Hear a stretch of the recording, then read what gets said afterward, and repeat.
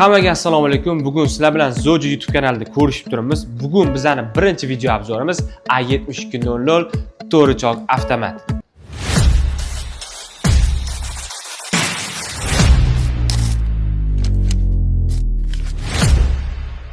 Bugun sizga eng so'nggi modellarimizdan biri bo'lgan A7200 modelimizdan to'liq obzor qilib berishga harakat qilaman. Ko'rib turganingizdek, bu modelimizning har bir xususiyati, funksiyalari avtomatlashtirilgan. Ya'ni boshida oxirida zagrepka qilish, labga ko'tarish, ipni o'zi kesib berish va hokazo xususiyatlari hammasi avtomat. Mashinkamizning asosiy yuragi, motori haqida gapiradigan bo'lsak, ikkita step motor bilan jihozlangan. Bu sizga zagrepka qilish va ip kesishda juda ham mayinlik va yumshoqlikni ta'minlab beradi. Tezligiga keladigan bo'lsak, daqiqasiga 5000 tezligigacha tikib beradi. Bundan tashqari chokini ham 5 mm gacha yirik tikib berishi mumkin. Endi ko'rib turganingizdek, mana bu panel qismidagi knopkalar juda ham ko'p. Shularning har bittasini bosib ishlatib ko'rsatib beramiz. Boshqaruv panelimizdagi birinchi knopkamiz tikishni boshlaganingizdagi zagrepka knopkasi bo'ladi, 3 pog'onali.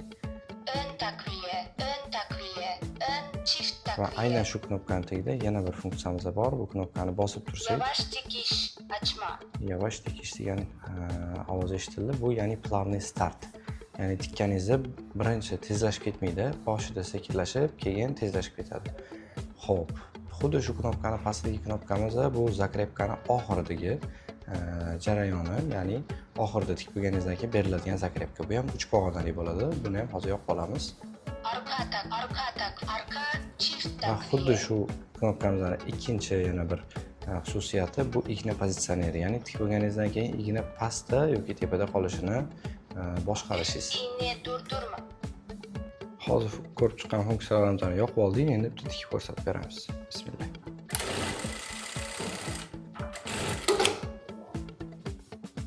Boshida va oxiridagi zagrepkalar. Keyingi funksiyamiz bu qaychi funksiyasi, ya'ni tikib bo'lganingizdan keyin ipini avtomatik kesib berish yoki kesib bermaslikka javob beradi. Yoqib qo'yadigan bo'lsak, tikib bo'lgandan keyin o'zi kesib beradi. Va ko'rib turganingizdek, bu knopkamizning ikkinchi qismi bu ip qoldig'ini boshqaradigan knopkamiz, ya'ni buni bosib qo'ysak, Kelepçe hattı kapatma. hozir mana shu holatida ipini tepasida emas, ya'ni material ustida emas, material tagida qoldirib beradi. Shuni boshqaradigan knopkamiz aynan shu bo'ladi. Keyingi knopkamiz bu zagrepka berib, faqat zagrepka berib tikasiz. Ya'ni bir kala tikkaningizda ikkita yoniga zagrepka berish kerak bo'lsa, faqat shuni o'zida tikiladi. Sürekli sabit dikiş.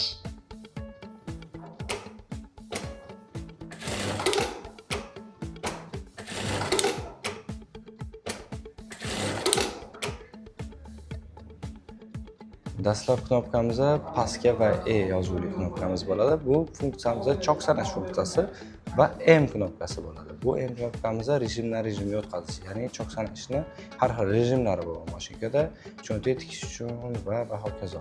Shu rejimdan rejimga o'zgartirish uchun. Navbatdagi knopkamiz labkani tepada pastda qolishini, tikib bo'lganingizdan keyin labka tepada pastda qolishini boshqarib beradi. Buni bitta bosib qo'ysak, labkani ko'taradi va ko'targandan keyin pedalni oxirigacha bossangiz, ipini o'zi kesib beradi. Baskı ayağı. Yana bir marta durma, bosib qo'ysak, faqat ignani tepada qoldiradi, ipini o'zi kesib bermaydi. Makaslama, Yana bir marta bosib baskı qo'yadigan ayağı bo'lsak, durdurma, igna açık. ham tepada qoladi, ham ipini o'zi kesib beradi.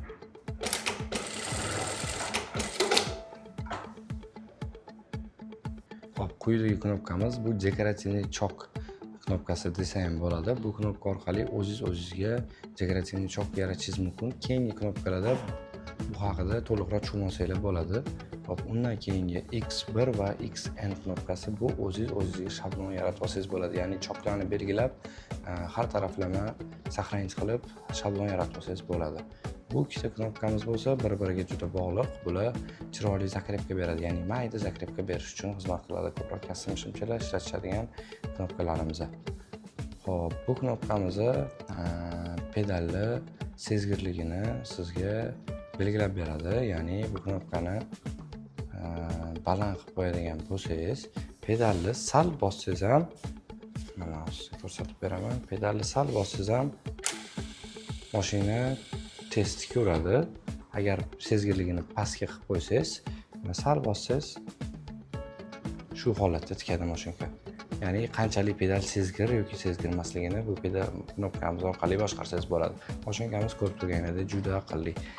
Xo'p, pastidagi funksiyamiz aynan shu knopkamizni lapkamizni qanchalik baland ko'tarilishini regulovka qilib beradi. Ya'ni bosib turadigan bo'lsa, menyuga kiramiz. Hozir birda turibdi. Mana lapkani ko'tarsak, shu holatda ko'tariladi. Ya'ni baland ko'tarilmaydi. Buni olamiz, bosib turib, oltiga qo'yib qo'yamiz. Endi ko'tarilishiga ahamiyat beringlar. Aynan shu knopkamiz orqali dekorativni chokka o'tsak bo'ladi. Mashinkamiz 9 xil dekorativ chok bilan jihozlangan. Desen dikiş. Ekle. Hozir shu 9 xil dekorativ chokdan birini ko'rishingiz mumkin.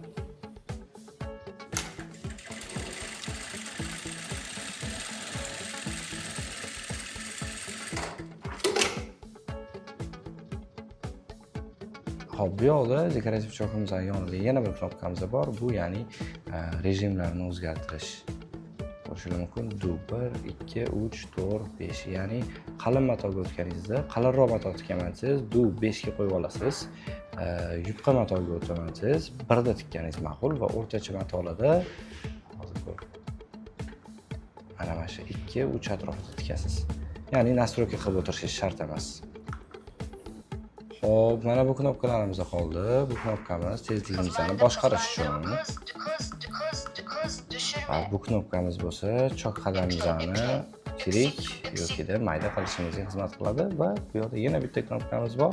Bu knopkamizni mashinkani zavodskiy nastroykaga qaytaradi. Ya'ni bosib tursangiz, zavodskiy nastroykaga mashinkamiz qaytadi. Va bu yerda programma va saqlanish knopkalarimiz bor. Asosan mexanikarimizga kerak bo'ladigan nastroyka uchun va bu yerda shu boshqaruv panelini boshqarish uchun kerak bo'ladigan ikkita knopkamiz bor. Va birdan mashinkamizni ipi qanaqa o'tishini sizlarga ko'rsatib ketamiz videoda. Ancha foydali ma'lumot bo'ladi, xudo xolasa.